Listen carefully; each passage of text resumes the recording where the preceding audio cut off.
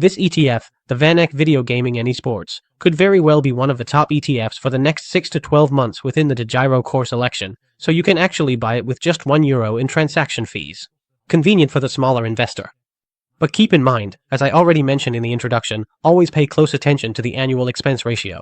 This fund, which focuses on video gaming and esports, is naturally a riskier thematic ETF. Thematic ETFs are by definition more expensive. The annual costs in this case are 0.55%. That's actually still on the lower side for a thematic ETF.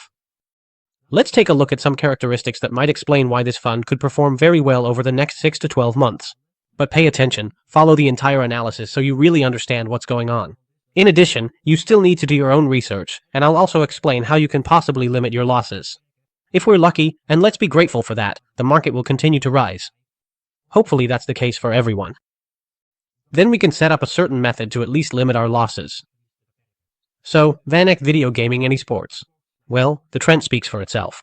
Honestly, it's perfect for long-term investing if you ask me. A relevant long-term trend. On VanEck's website, you'll find all kinds of information. We're going to dive deeper into, of course, the top 10 holdings and the fund itself. Why is this top 10 so important? You have to imagine, when you invest in an ETF, you're basically investing in a mix of companies. You're always buying companies. You're not buying a single stock. No, you're buying companies. So ideally, you should believe in the management, the long-term strategy, and the stock itself. Which is just a small aspect of long-term investing, but it should be attractively valued. No worries if you're a beginner investor, that's why ETFs are a better choice, because then you have a weighted average spread. You don't have to do as much research into the individual aspect, but for example, more into the overall aspect. So, macroeconomics, or in this case, the future trend for video gaming. But valuation is always very important, so that's the price you pay for a certain asset where the profit growth should increase in the future. Because profit growth is the driving force behind price increases. That's not the case with crypto. Then you're dealing with pure speculation. That basically just means gambling. That's okay. Amazing technology, Bitcoin, and the like. I've also participated myself for years. But investing in stocks is much more calculated. So you can actually calculate, for example, with Loving, which, by the way, I myself have had an impressive position in. Over the past 12 months, I've made a solid profit. Well, that's always nice. Those kinds of things I share in my portfolio. But I also show openly and honestly, because every month I share my portfolio, that there are also some big losers in there. Losers. I've said it before, investing comes with risks, and I think it's a problem that people only focus on when everything is going well. When someone achieves exceptional returns. With AppLovin, I made more than 1,000% return in 12 months. That means a tenfold increase. But I also have stocks that just go down by 80% or even 100%. Because the only way to achieve exceptional returns is if you take on higher risk. High risk also means you can be wrong, and then your money is gone. So you have to do that in moderation and with a certain investment strategy. I love Roblox, Nintendo, GameStop I would definitely avoid. Unity Software, very interesting. Possibly a turnaround story. Just take a look at all these interesting stocks, I should say, from companies. Very nice, they have strong momentum because of that. This top 10 makes up about 60% of the total. So this top 10.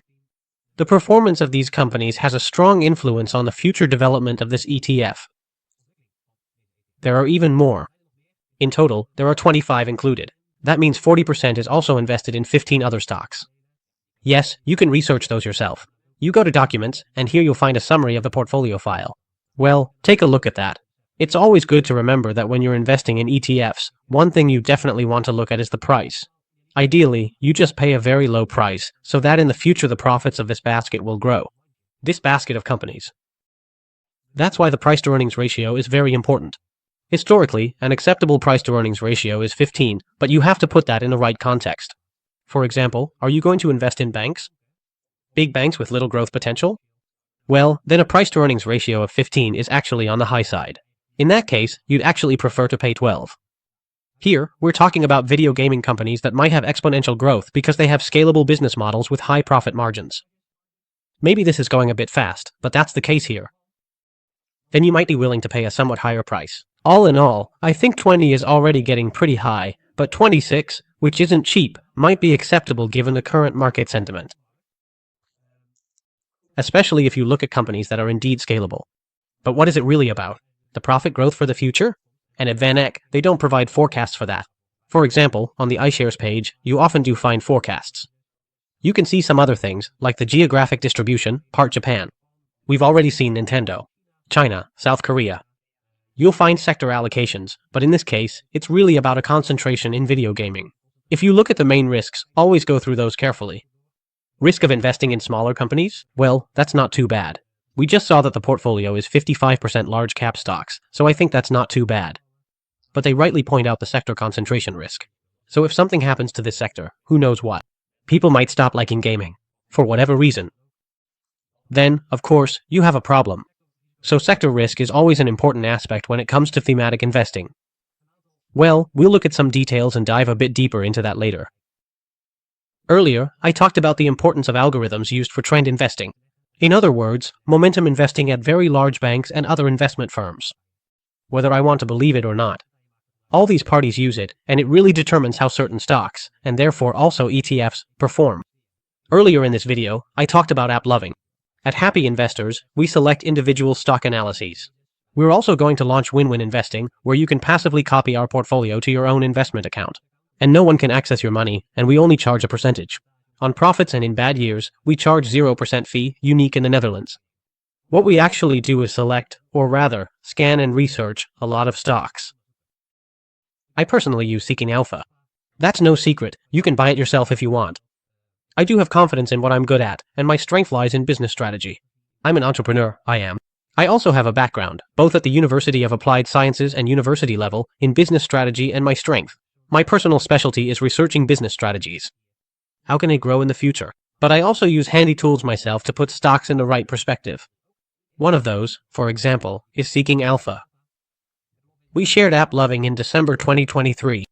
Within our community, you have investors in the Growth Stocks membership who said, look, this is an interesting growth stock. I also took a position myself. I showed that at the beginning of the video. That one has also gone up by more than 1000%, so bring it on, from December 2023. Let's see what the return is up to today. But I almost sold at some point. At the peak, I used a stop loss, and that stop loss is very important and you need to realize that. Sometimes you have to be satisfied with your returns, because the market can keep going for a long time, even to the point of exaggeration, until it gets too enthusiastic, and then you need to set a stop loss. Let it run, but if it drops, you just have to be happy with the return. So if you're being greedy.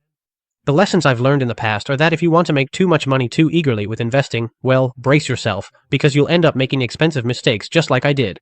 Luckily, I learned from that after more than 10 years of investing, and when we look at AppLovin and countless other stocks every week, these are the kinds of things we focus on. Valuation, growth, profitability, momentum, and with ETFs, momentum is especially important. But I said okay, in this case. This fund holds certain positions, and these positions we see here are what determine the ETF's performance. Because if all these positions here, on average, start to show profit growth, then people will want to buy more of them. Demand will go up. As a result, the ETF as a whole will also increase, so it's very important to research individual stocks as well, especially the top 10. Especially if they have a high weighting, like in this case, 60% of the total. So always start with that first. Now we're going to talk about the ETF. By specifically looking at those companies, it becomes clearer, more concrete, and that way you'll better understand what exactly you're putting your money into. So apologies for the somewhat lengthy explanation. Hopefully you'll learn something from it, or just skip ahead to what you want to know. Here we also see a methodology, not for stocks but for ETFs, based on an algorithm, and here we see strong buy. Does this mean that this is a perfect investment where you should put all your money? No, it's a predictive value. Statistically, it means that this ETF has a chance to perform better than average. A strong sell statistically means a higher chance of worse results. But I have also bought stocks with a strong sell rating that ended up delivering higher returns. So it's definitely not the absolute truth. It's a prediction, it's about probabilities. It's always about thinking in terms of probability. That's a similar analogy to investing. It's about thinking like a poker player. If you have 2 aces in your hand, the odds are high that you'll win, but it's not 100%. Often, with 2 queens in your hand, you lose. Yeah, that's how it is in real life too. Just like in poker.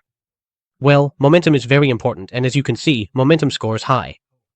Even more important is that this strong buy rating isn't just a one-off, it's actually been there for quite some time. At least since the beginning of this year, as you can see. That's an important lesson I've learned from working with these kinds of programs. The top 10 holdings here are a bit different from what we saw with VanEck. That could be due to slightly outdated information. You see some differences. In this case, Nintendo is listed, Tencent, AppLovin, and here we see Roblox, so it more or less matches up. But slight differences? Well, nothing earth-shattering. So, momentum is an important criterion in this predictive method, which isn't 100% accurate. And here we see that the 5-year total return of the VanEck Video Gaming Fund is 122%.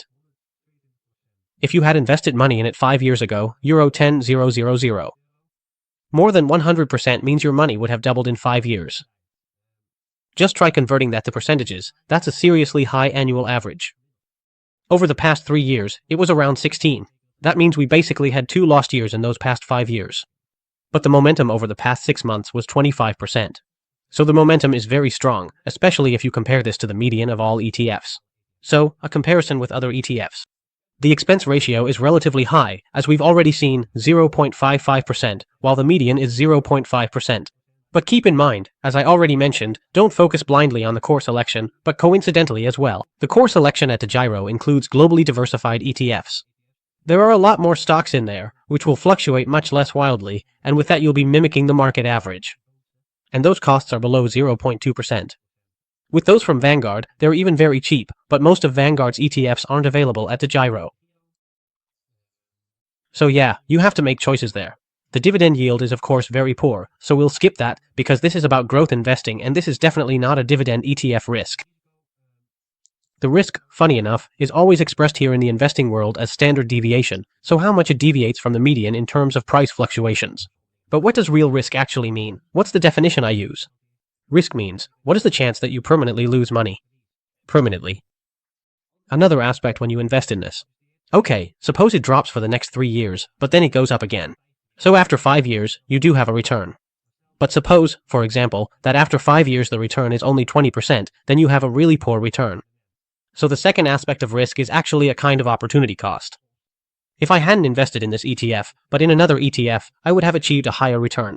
That's why. You really need to think carefully about that. What is the permanent risk you could face? The higher the valuation gets, the higher the risk. That's why I keep saying and repeating, the price-earnings ratio is super important. But if you're an advanced investor, you know that ultimately it's all about a company's free cash flow. Free cash flow. That's what you basically get discounted back, using the discounted cash flow method. If these words sound like gibberish to you, that's okay. Keep following us, because we explain this extensively in other videos.